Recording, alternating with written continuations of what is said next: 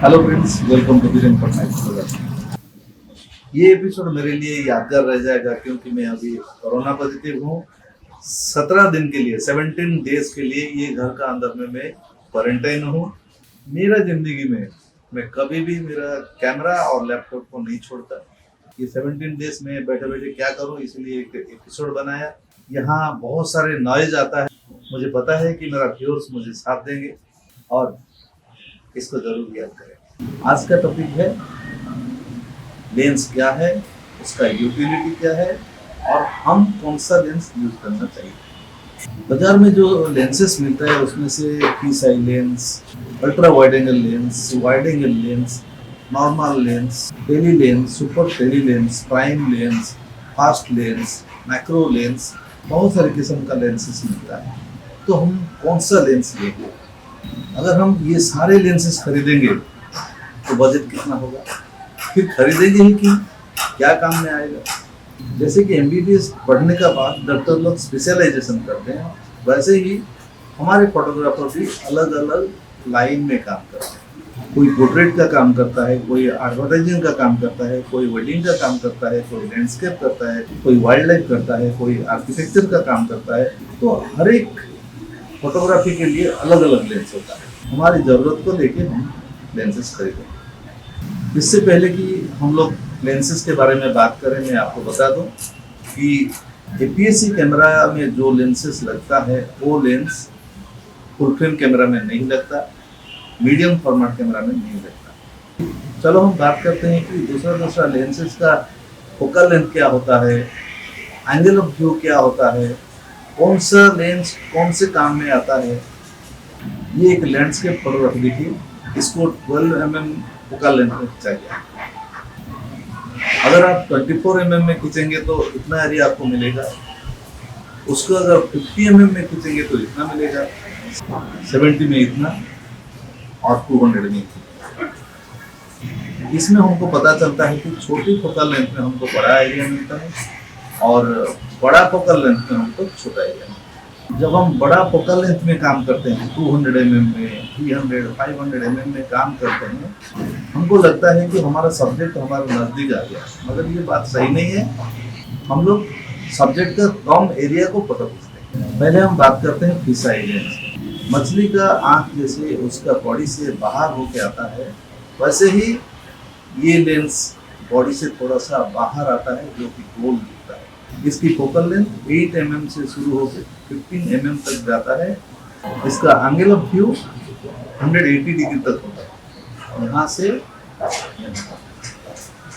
पूरा एरिया आपको एक ही लेंस में। जब हम एक छोटी एरिया में बड़ा सा एरिया दिखाने को चाहते हैं तब ये लेंस काम में आता है। जब आप कुछ डिफरेंट आर्टिस्टिक व्यू दिखाना चाहते हैं तब ये लेंस काम में आता है। फिश आई लेंस से थोड़ी सी ज़्यादा फोकल लेंथ मिलता है अल्ट्रा वाइड एंगल लेंस में, जिसकी फोकल लेंथ 12 mm से शुरू होकर 24 mm तक जाता है। 12 mm to 24 mm focal length का जूम लेंस जो हम यूज करते हैं, ये यूज होता है ज़्यादातर लैंडस्केप फोटोग्राफी में, जहाँ बड़े बड़े एरिया का फोटो लिया जाता है और डिस्टर्शन ज़्यादा नहीं है। कुछ वेडिंग फोटोग्राफर भी इसको यूज करते हैं, जहाँ बड़े बड़े फील्ड में, बड़े बड़े मैदान में शादी हो रहा है, बहुत एरिया का फोटोग्राफी कभी कभी लेना पड़ता है, तो वो लोग वहाँ भी यूज करते हैं। इसके बाद आता है 24 mm to 70 mm 2.8 zoom lens, जो कि फोटोग्राफरों का सबसे पॉपुलर लेंस होता है। जिस वेडिंग फोटोग्राफर के पास ये नहीं है वो वेडिंग फोटोग्राफर नहीं। फोटोग्राफी में 50 mm फोकल लेंथ को नॉर्मल लेंस बोला जाता है, मगर जूम लेंस के हिसाब से 24 mm to 70 mm focal length को नॉर्मल जूम लेंस बोलते हैं। अगर 24 mm to 70 mm focal length का साथ आपको 2.8 फिक्स अपर्चर मिल जाता है, तो आप 24 mm में भी और 70 mm में भी 2.8 अपर्चर लगा के काम कर सकते हैं, जिसमें आपको लाइटिंग सफिशिएंट मिलेगी। 24 mm टू 70 mm 2.8 लेंस के बारे में ज़्यादा बोलना ठीक नहीं होगा। अगर आप एक वेडिंग फोटोग्राफर है तो इसको आप बेफिक्र होकर खरीद लीजिए, इससे अच्छा लेंस आपको नहीं मिलेगा।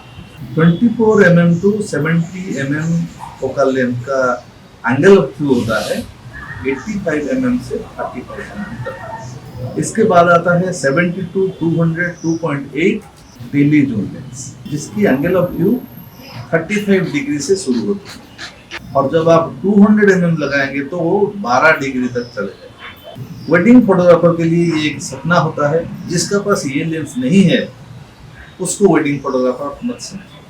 आजकल जो ट्रेंड चल रहा है कैंडिड फोटोग्राफी का, इसके लिए ये राजा है, किंग है। लो लाइट फोटोग्राफी करने के लिए, कैंडिड फोटोग्राफी करने के लिए आपको इससे अच्छा लेंस नहीं मिलेगा। आप याद कीजिए 1835 में आप काम कर रहे थे, रात के टाइम में अगर आप 135 mm फोकल लेंथ पे काम करेंगे तो आपका अपर्चर हो जाएगा 5.6, लाइटिंग लो हो गया। अगर आप सेम फोटो को 70 टू 200 mm 2.8 लेंस में खींचेंगे और उसमें 200 mm फोकल लेंथ को यूज करेंगे विथ 2.8 अपर्चर, आपको 3 स्टॉप्स एक्स्ट्रा लाइट मिलेगा। उसका मीनिंग ये होता है कि आपको 8 गुना ज्यादा लाइट मिलेगा। 135 mm में आपको जो बैकग्राउंड ब्लर मिलता था उससे कई गुना ज्यादा आपको मिलेगा 200 mm फोकल लेंथ। आप लोग को शायद मालूम होगा कि फोकल लेंथ जितना लंबा होता है शैलो डेप्थ ऑफ फील्ड उतना ही अच्छा हो जाता है। टेली जूम लेंस के बाद आता है सुपर टेली जूम लेंस, जो कि 300, 400, 600, 800, 1200 mm में भी आता है, उससे बड़ा भी आता है। ये जो फोकल लेंथ आपको मैंने बताया ये जूम लेंस में भी आता है और प्राइम लेंस में भी आता है।